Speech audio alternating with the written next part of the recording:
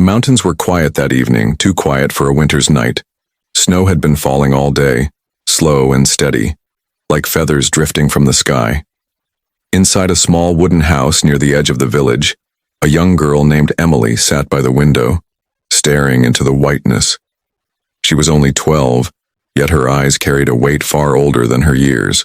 Her father worked far away in the city and had been gone for weeks, and her mother had passed away when she was just a little child. That left Emily to face the long winters alone, her only comfort a single candle that burned faintly on the windowsill.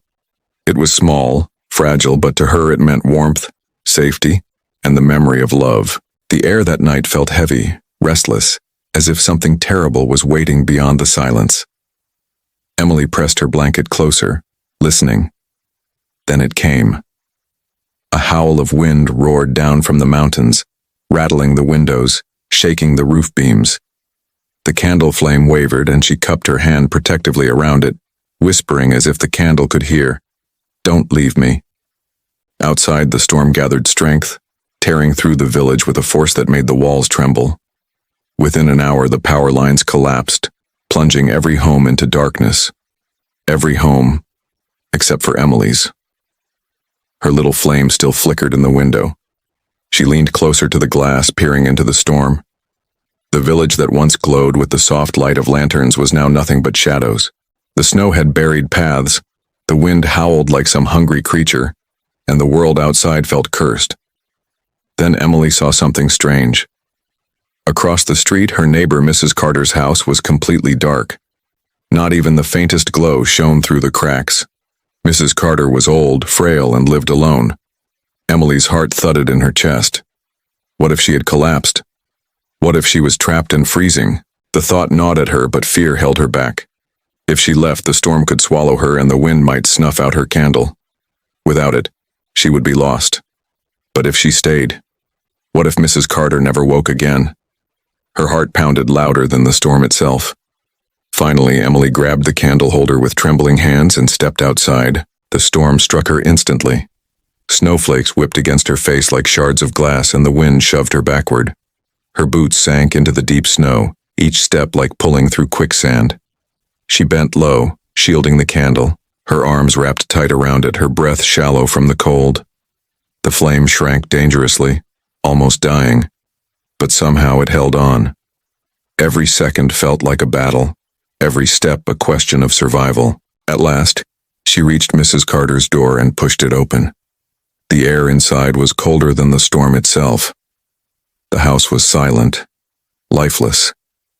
On the floor near the bed, Mrs. Carter lay shivering, her lips pale, her body wrapped in thin blankets. Emily's fear turned to fierce determination. She set the candle down where its glow spread across the room and gently shook Mrs. Carter's shoulder. The old woman's eyes fluttered open. "Emily, child, you came?" she whispered weakly. Emily pulled the last piece of bread she had from her pocket and placed it in Mrs. Carter's hand. She took off her own shawl and wrapped it around her neighbor's shoulders. Mrs. Carter's eyes filled with tears. The little flame near her bed cast shadows across the walls, and for the first time that night, warmth filled her heart. But Emily knew this was not enough. The storm had cut the village off from the world, and many others were suffering just like Mrs. Carter. If nothing was done, the village would be swallowed by silence. Morning came, though the sky remained dark with snow. Doors creaked open as families peeked out, their faces pale with fear. The storm had sealed the paths, buried homes, and stolen every spark of light. Emily knew what she had to do. She lifted her candle, placed it inside a tin lantern her mother had once made, and walked into the center of the square. Her hands were raw from the cold, her body shaking, but she carried the light as if it were her very soul.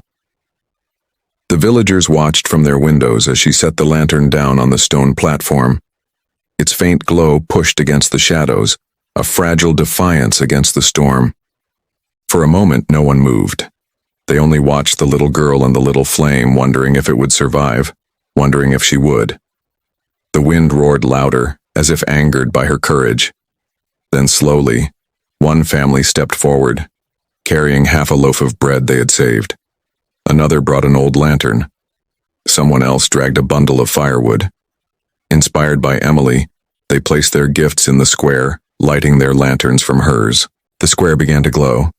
Dozens of flames rose, flickering together, small but united. Fear gave way to hope, and the storm no longer seemed so powerful. But the storm fought back. A sudden gust tore through the square, nearly snuffing out the flames.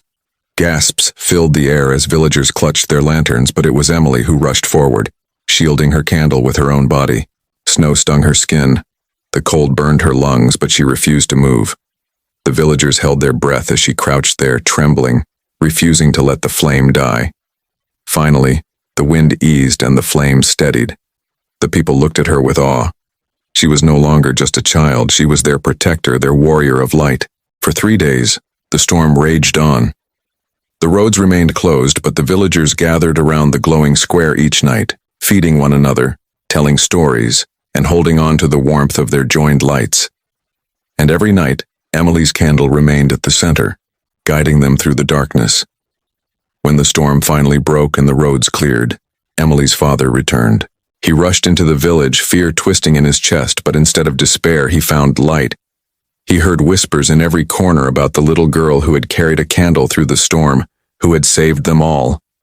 He found her in the square, weak, exhausted, but standing tall beside her lantern. Tears blurred his vision as he pulled her into his arms.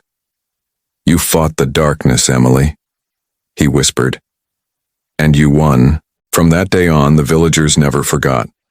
They called her candle the Lantern of Hope.